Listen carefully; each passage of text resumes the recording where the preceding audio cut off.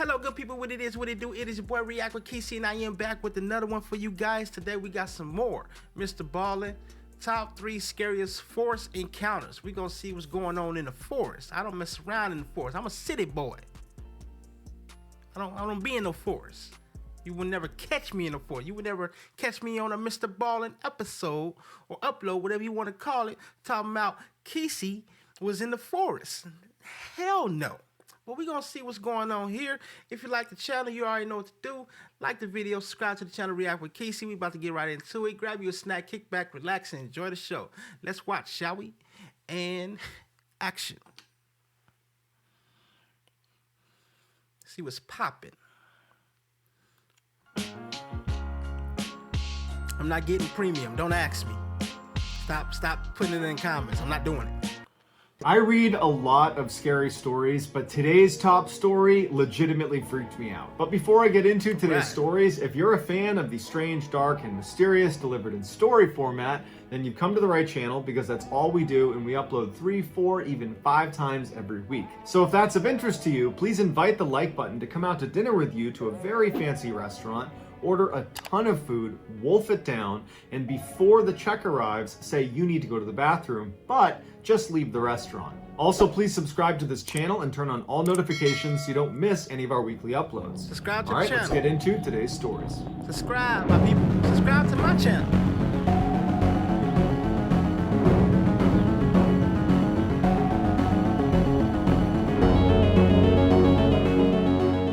In 1982, a very outdoorsy teenage girl and boy who had recently started dating decided to go camping in Maine. Around 1 a.m. on the first night they were there, the girl wakes up because she has to go to the bathroom, and she's about to unzip her tent when she stops because she hears some strange noises coming from outside their tent. It wasn't that loud, but it sounded distinctly. It's called death. That's what she heard. Death. Like something was digging in the ground, but she really had to go, and she figured, you know what, it's probably just some small animal or something.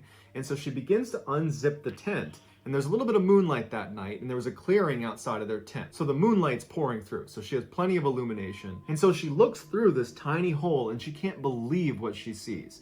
It is a grown woman squatting down about 2 or 3 feet away from their tent. Her back is to them, so she can't see that she's looking through the tent, and she's feverishly digging into the ground in front of her. The girl literally falls backwards into her tent. She's so startled by what she sees, and she lands on her boyfriend, who immediately gets up, and he's like, "What's going on?" And she goes, "Shh," and she points at the little hole where she had unzipped the tent, and she goes, "Look." The boy is confused, but he can tell his girlfriend is very serious, so he sits up quietly and he looks through the little opening in the door and he sees the digging woman. The boy recoils and looks at his girlfriend and he's like, "What is going on out there?" He takes a flashlight and she's telling him, "Don't do it." Question for all my campers. When you go camping, do you how do I put it? Is guns not allowed? I mean, straps, pieces, MAC-10s, AK-47s, double barrel shotguns, AR-15s. Do these things do not come along with rifles? Answer in the comments below. I just want to know, is like protection at all? And he opens up the tent a little bit more and he aims his flashlight directly on this woman, and this gets her attention, and she stops digging and she stands up slowly and she turns around and faces them, and she's got no expression. She's not giving them any indication why she's there. She's not acting aggressive. She's not acting scared. She's just completely neutral. And she stands there staring at them for quite a while before turning around and just walking away from their campsite. And after a little while, when they were pretty certain she was gone, they open their tent all the way, they go outside, they kind of scan around with their flashlights, and she's nowhere to be found. And they go to where she was digging, and it's just this weird 4-inch deep hole in the ground. There's no rhyme or reason to why. She was preparing graves for they she was about to put them down. She's like, while they sleep, I'm going to go ahead and dig these holes, because when I'm done digging these holes, I'm going to put them in it. why she was Don't be doing stupid. that. Don't and be so after stupid. sitting Get out there of there. wondering what they should do, they settled on, well, tomorrow we'll tell the park rangers that she was here and maybe they'll do something about it. And so feeling pretty confident that I'm this going woman's home not going to come tonight. back, they both go back Tomorrow. into the tent, they zip it shut, they get in their sleeping bags, and they're about to go to sleep when they hear someone running towards their campsite. And they know it's this woman. Bruh. They immediately unzip the tent and they look out, and now the woman's not digging anymore. She's rummaging through some of their stuff that's outside of their tent. And the way she's doing it, they described as monkey-like. She'd pick something up, look at it, and throw it over her head. She'd pick the next thing up, throw it over her head, back and forth, just throwing things behind her. And so the boy gets out and he shines a light on her and goes, "You need to leave." And she doesn't react. No, y'all She need just to keeps leave. flipping through all their stuff until he gets pretty forceful and says, "You need to leave right now." And at that point, she kind of stops and looks at him like, "Huh, what are you doing here?" And then she gets up, turns around, and walks away. Now the couple really doesn't know what to do because she's clearly willing to come back after being confronted. But they stayed outside their tent for about 15 more minutes, shining their light and making lots of noise and treating her like she's an animal. And they're just trying to scare her away from the campsite.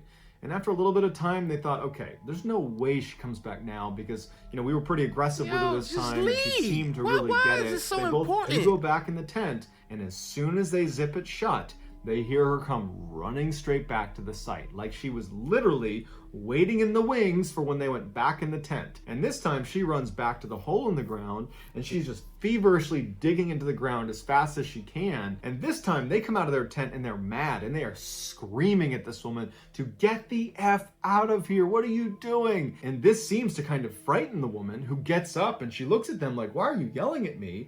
And she runs away. And it looked almost animalistic the way she was running away, like she was feral. The boy I feel like this lady was a lost kid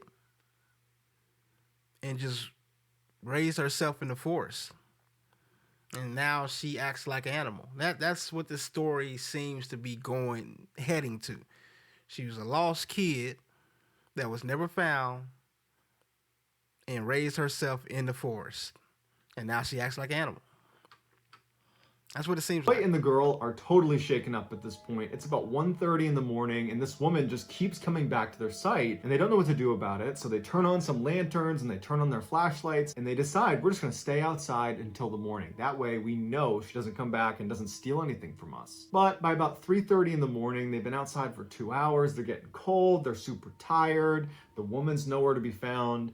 And so they finally say, "You want to go back in and get some sleep? I think this time she's really gone." They get back in their sleeping bags and they go to sleep. They don't hear her Who again. said it, The though? next Who morning when they suggested it, get though? up and they unzip their tent, they look outside and all of their stuff has been thrown all over the campsite. And the hole in the ground that the woman had dug that was previously about 4 or 6 inches deep is now well over a foot deep. And they realize this woman must have been lurking in the shadows in the woods, watching them from 1:30 to 3:30 in the morning. That whole time they were out there kind of warding her off. She was just waiting, just watching them the whole time in the shadows. And as soon as they went into their tent, she must have given it a little bit of time, but then she ran right back over and she ransacked their site. But the strangest thing was, after they looked through all of the stuff she had chucked around, She didn't take nothing. nothing was missing, and there was some pretty expensive stuff that was laying out that she could have taken but didn't. After they picked up their site, they went to the park ranger and they told them about what had happened, but the ranger has no idea what to make of it. He's never heard of such a thing. And so the couple just leaves that day because they're not about to spend another night here. And to this day, they have no idea why this woman was running onto their site and digging into the ground and rummaging through their stuff. It was like she was just a wild animal. Why was you there for one night? I don't understand that. And it's time to add the perfect I would have been accessories to gone, your new out of Chevy. there. Make Camp. it bolder. Camp?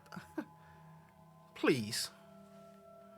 In 2015, an experienced outdoorsman named Bob, along with his wife, his young daughter, and their 2 German shepherds, decided to go camping in a remote part of northern Oregon. When they arrived at the site, Bob began setting up the big family tent for everyone to sleep in, and his daughter said, "Hey, do you mind if I sleep in the spare 2-man tent that we always bring with us?" Bob and his wife deliberated for a minute, but said, "You know what, that's fine, but you gotta bring Guts." That's one of the German shepherds. Guts needs to sleep with you because he's gonna be your protection. What? So that night, after some s'mores around a campfire, Bob's daughter, along with Guts, retreat to their 2-man tent, and Bob, his wife, and Leah, the other dog, That's a pretty retreat cool to their name, tent. if you think That about it. night, Bob wakes up suddenly to what sounds like footsteps outside of his tent, and he looks to It's almost like naming your dog Brave. Your Guts. That's cool. That's cool. Threw me And off. his wife is still in the tent with him, and so is Leah, the other dog. And he listens really closely, and he can hear his daughter is snoring, and he can hear the sound of Guts breathing. So his whole family is accounted for, but he still hears these footsteps. And they don't sound like light little scampering sounds like you might expect from a squirrel or some small critter. They sound heavy, like a big creature is roaming around their campsite. But Bob's dogs are really keyed in to protecting their family, and since Guts and Leah are not up going crazy about whatever's out there, he figures, you know what, it's gotta be an elk or something, and it's not gonna do anything to us, so Bob ultimately just goes back to sleep. The next morning, Bob gets up, and everybody's just fine. There's no sign of any intruders in their campsite, and so that only confirms to him that, yup, it was just some harmless animal kind of walking around the wilderness, because we're in a pretty remote area. That morning, they decide to go for a walk down the road that was right next to their campsite. And so they take the dogs, they start walking, and they make it a couple hundred feet down this road when all of a sudden Guts sees something or hears something and takes off sprinting down the road and turns down this little access road that branches off of the road they're on into the woods. And Bob is thinking, oh no, there's a campsite down there and this big German... Question. You camping and y'all walking down the road and your dog takes off down the road, and then he turns right, left, whatever, into the woods. What are you doing? You running after him? You turning where he turning? Chasing him through the woods? Where you, Sparky? Where you at, Sparky? Not me.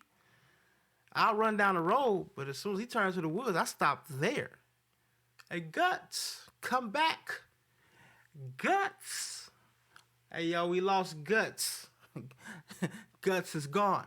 Shepard's gonna bound up on them, and something bad's gonna happen. And so Bob, his heart's racing, he starts taking off after Guts. He goes down the access road and he finds Guts stopped right outside of a campsite. But there doesn't appear to be anybody in the campsite. But there's a tent, there's a cooler, there's a table, there's all the things you would expect at a campsite, just no people. So Bob runs up and he grabs Guts and he yells out reflexively, hey, I'm really sorry, he's totally harmless, I don't know what he saw, hey, we're leaving. But then before he leaves, he realizes on the tent there's this big scratch through it, like it's been cut open.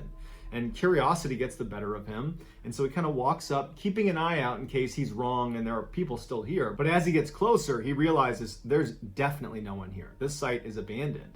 Because he's looking around and all of their stuff has just been ransacked. There's scratch marks on everything, like animals have clearly come through here. And Bob, who is an avid outdoorsman, he knows how much some of their equipment cost. And he's thinking, why would anyone abandon this really expensive tent or this really expensive cooler? And as he's thinking about that, he turns and he sees there's a propane tank, a solid metal propane tank that has been completely flattened. But there's no tree that's fallen nearby. There's no source. There's no way that could have been flattened. So he's definitely unsettled by this, but ultimately he decides, you know what? I'm going to take my family, go back to my campsite. I'll just call the park rangers. They can come. See? That's where we mess up. That's where the sentence goes wrong. That's where that statement goes wrong. The correct statement is, I'm going to take my family and I'm going to go back to the house, home, the city, lights, police, action. Down here and they can figure out what this is. Later that afternoon, Bob and his family are back at their campsite just a couple hundred feet away from this abandoned campsite. And at one point, his wife gets up to go use the bathroom. She walks about 70 feet away behind a tree and she squats down, and then all of a sudden, she gets up and starts running back towards camp. And Bob sees this. He turns and sees her running towards him. At the same time, Guts gets up and starts sprinting towards her. And so Bob's thinking, what the heck is going on? Bob turns to his daughter and says, stay right here with Leah. And Bob gets up and starts running towards his wife. And Guts, at this point, has run to his wife and past his wife. Guts has run way into the woods. And as Bob is running up to his wife, he's like, what's going on? Why are you running? What's going on? And she says, I don't know. I just had this horrible feeling someone was watching me. And when I turned, I already saw Guts running towards me and it scared me. And so that's why I'm here. And he's like, look, go with our daughter and with Leah. I'm going to see what's going on. And so his wife leaves and Bob draws his pistol and he starts walking out towards where Guts has been stopped. Hair raised, growling, it's yapping and barking at something in front of it. And Bob's looking and he can't see anything. And finally, after... I was about to say, Bob look a lot like Rick. That is Rick. After not being able to figure out what the heck is going on, he just takes guts and goes back to his campsite. When Bob got back to his campsite, he wanted to leave, and his wife wanted to leave. His daughter didn't really know what was going on, but the attitude was, we want to leave. However, it was getting late, and they had a bunch of stuff they would need to pack up. And it was going to be a real ordeal trying to do that, especially without any light. So they decide, okay, we'll stay one more day, and we're going to leave first thing in the morning. In Bob's head, he's thinking, okay, I heard weird footsteps outside. You know, we have this abandoned campsite nearby that's been thrashed up in the flattened propane tank. And now my wife is running away from something, and Guts is seeing strange things in the woods. Like, there's a lot of weird stuff going on. Then leave. And he decides he's going to set up a tripwire all the way around his campsite using a rope tied at about 8 inches off the ground, where along the rope would be little pieces of metal that would clang together. So if anything touched the rope, it would make the metallic clinking sound, then it would alert Bob that someone's here. And so Bob goes over to the edge of the site where there's an obvious starting point for this tripwire, and he I don't and do like that idea. That thing could keep you up all night. It could be any type of animal, small animal, the wind, and it's gonna make noise. You ain't gonna get no sleep. You're not gonna get no sleep. Bends down to tie the rope, and he realizes, oh my god, someone's already done this. There is another tripwire that's already been built around the outside of our campsite. It's just been cut, it's been broken. Like, it doesn't work, but it's here. Someone else who was at this campsite felt concerned enough about whatever was in the woods that they already had this idea. Bob didn't even tie his perimeter. He just drew his gun, told his family, get in the truck, and he stayed up all night protecting his family in the truck. As soon as the sun came up, they packed up and they got the heck out of there. Bob is convinced that there is something out there in the woods in northern Oregon that was walking around their campsite at night, that's scaring their dogs, that's stalking them basically and watching them from a distance. And probably whatever is out in the woods is the same thing that caused the previous group to set up their own tripwire. And it's also probably the reason the other campers at the other campsite were willing to abandon their nice equipment to get the heck out of there, because they are not messing with whatever the heck is out in those woods. I wonder what's out there, you guys. Could it be Bigfoot? Jacob? Something like that? Is it Jason Bourne?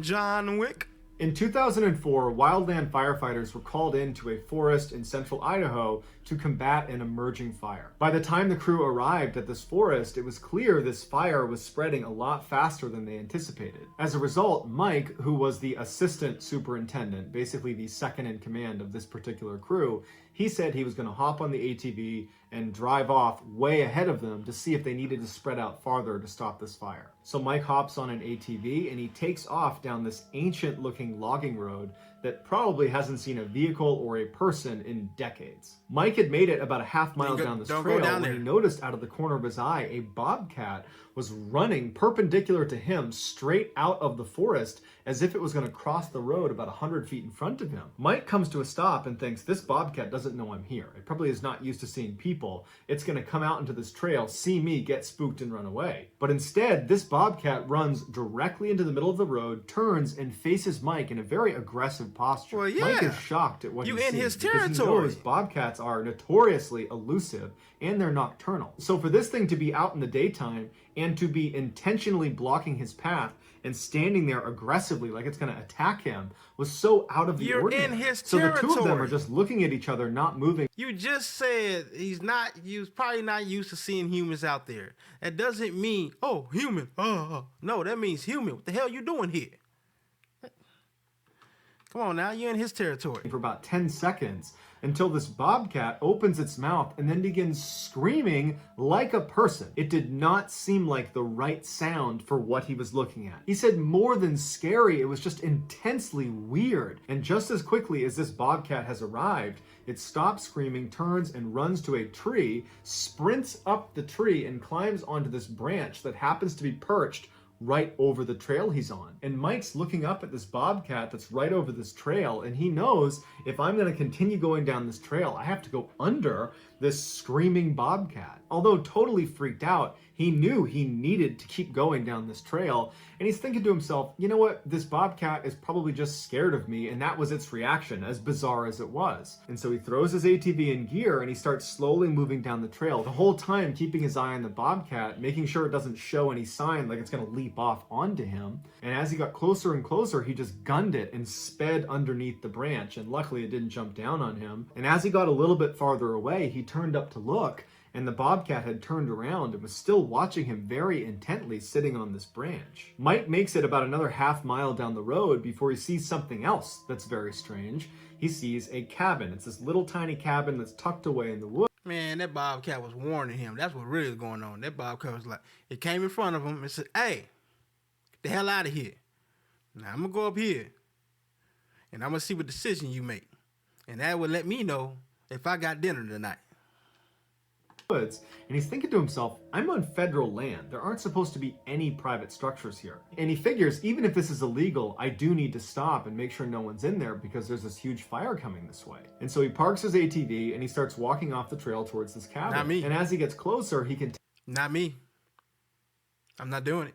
You're going to see me whipping by as I'm telling you to get out. Get out of there. That's all you're going to hear. That's it. That's as far as I'm taking it. Tell it's not only a very old cabin, but it's almost certainly abandoned because he can see all these slats that have been put over all of the windows, like it's been boarded up. But when he got up close, he noticed something strange. The door itself into this cabin was not boarded up, and the doorknob was missing, and in its place was this shiny silver chain link that was thread through the opening where there should have been a doorknob around a wooden post that was right outside the door. Basically a makeshift lock because there was no doorknob to it. And he's thinking how weird it is that in the middle of this forest on an old ancient logging road that clearly no one goes down, where bobcats are running around freely, that there would be this new chain here, which indicates someone must have been here recently. And so he bends down to look through the space that was still there from where the doorknob should have been, and he looks inside and he can't really see anything. And so he takes his flashlight and he shines it in, and he can't believe what he's looking at. There's all this furniture inside this tiny little cabin in the middle of nowhere, and it's all upside down. It's and he's none of just your totally business. creeped out. So he puts his flashlight away and kind of backs up, and he starts walking back towards the road, and he can't help it, but the whole time he's looking over his shoulder back at the cabin, like someone's gonna emerge from outside of this cabin. He gets to the road, and by the time he's there, he's running. He jumps on his ATV, he whips it around, and he starts blazing back up the logging road back towards his crew. And when he turns the corner to where that bobcat was, he sees there is now a Native American woman standing in the middle of the path. She's wearing this tattered white nightgown, she's barefoot, and she's standing in the same spot he saw that bobcat. And she's looking at him as if she's expecting him, like she's been tipped off that he's gonna be here. And he stops about 100 feet away from her, and now he's officially freaked out. He's still looking over his shoulder towards that cabin, because now everything is just totally weird to him. And before he has a chance to do anything, this woman lets out a scream, a blood-curdling scream that is identical to the bobcat's scream. And so Mike is totally unnerved by this. Everything about this day has really gone sideways as this woman is screaming at the top of her lungs, and then suddenly she stops. Mike's still just standing there like, what's going on? And she runs to the same tree the bobcat had climbed earlier, and she climbs up this tree and gets onto the branch where the bobcat was and perches like an animal on the branch looking at Mike. And now, just like the... You gonna make the same decision you made last time? You gonna ease your way up there and zip on past? You gonna do it again? You gonna do it again? That's what you thinking? People in the comments, that's what y'all thinking? That's what y'all gonna do? Shit. I don't know about that one. I don't know how I'm gonna get out of here, but it ain't that way. It ain't that way. It's gotta be another way. I'm gonna take this, what are you on? ATV? That's what you call it? ATV? I'm gonna go through the woods. I'm gonna go around. I'm gonna do a big ass circle around that tree. A huge ass circle around that tree. Bobcat, Mike is gonna have to drive right underneath this woman who is perched over the trail. And so he throws his ATV in gear and he starts driving, and he's staring at this woman, and now her mouth is just open like she's about to scream again. And as soon as he got close, he gunned it and went right underneath her. And he turned around after he got some distance away from her, and she's still on the branch, now turned around facing him as he drives away. He goes back, he tells the crew what he saw, And as much as they all want to go back and see this woman and see this cabin, they know they can't. They got to fight this fire. And so ultimately they do that and then they leave. A couple of days later, Mike was in a bar in the town right near the forest they had just been in fighting that fire. And Mike had seen the woman in the cabin, and he struck up a conversation with a local. And he said, hey, do you know of any buildings that are in that section of the forest? And the guy kind of laughed, and he was like, you know, the only building I ever heard of out there was apparently some cabin where some crazy lady thought of herself as a witch, and she apparently had a bobcat for a pet. And so we as kids were just told to stay away from there. So besides that, I don't know. So that's going to do it, guys. Let me know in the comments what you thought of today's stories. All right. There it is. There it is. So, first story, pretty interesting. Pretty interesting. They should have got up out of there faster than they did. They shouldn't have stayed one night. That probably was a lost kid that grew up in the forest, raised herself. That's what that story sounded like. Second story, my man had a pistol. He was prepared to protect. That's what I'm talking about. That's what you need to do. Third story, my man was just trying to do his job. He ran into some weird stuff, weird witch lady, probably the same lady from the first video. Probably the same lady from the first video. Just thought of herself as a witch sooner or later. I don't know. I don't know what's going on there. That sounds 1 and 3 sounds like the same person. But hope you guys enjoyed the video. If you did, let me know in the comments down below exactly which story was the best story to you. I would like to know which one you enjoyed the most. I will be back with another MrBallen reaction for sure, because I enjoy these. I hope you guys enjoy them. Like the video, subscribe to the channel React with Kesey, and I will be back with another reaction or try not to laugh. So stay tuned. Peace.